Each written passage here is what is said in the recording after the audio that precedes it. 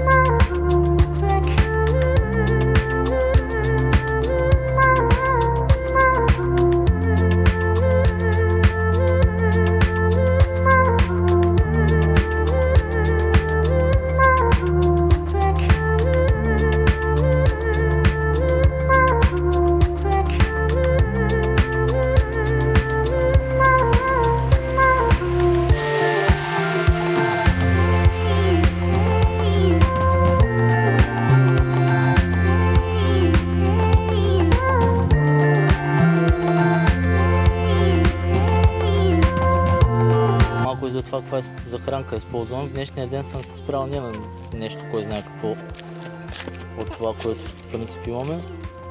така че ето ги.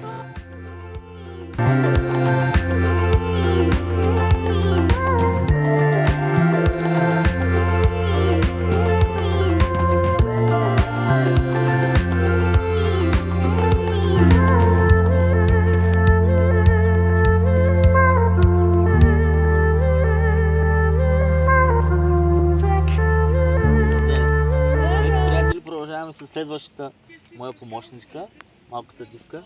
Сега ще видим тя каква рибка ще има късмета да лови. Айде, тати.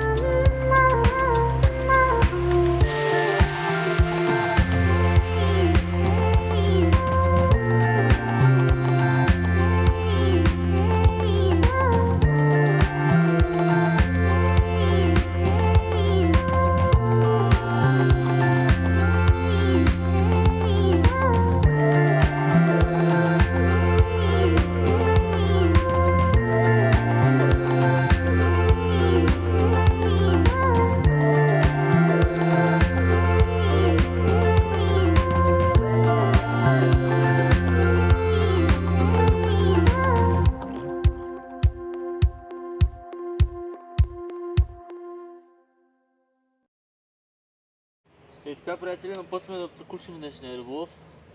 Направихме една добра съпоставка между една разходка сред природата, малко риболов, аз със семейството ми, както ви казах.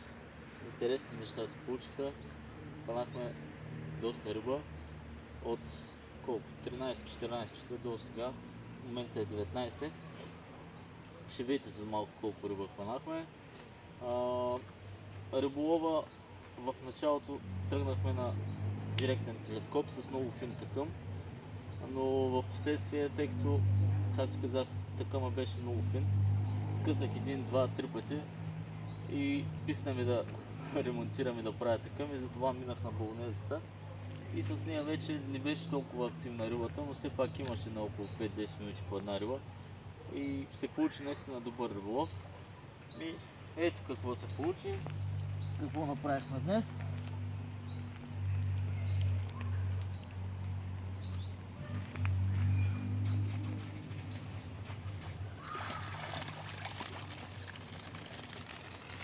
Ето, сега ще ги сложим в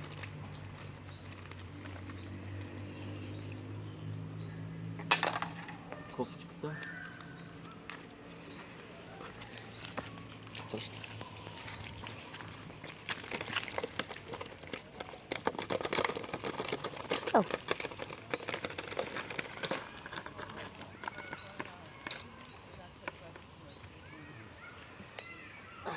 Ето.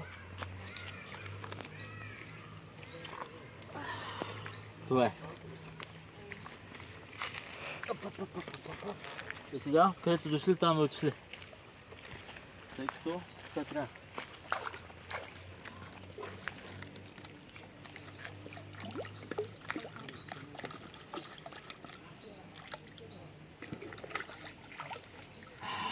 Толкова за днес. За напред очаквайте и други такива неща. Места до Стара Загора, където едновременно можеш да практикуваш и риболов и разходка и да разпуснеш малко. Било това само или с семейството. И както и аз, да снимаш и някой видео. Ето, вижте, след малко преди залеза, каква красота.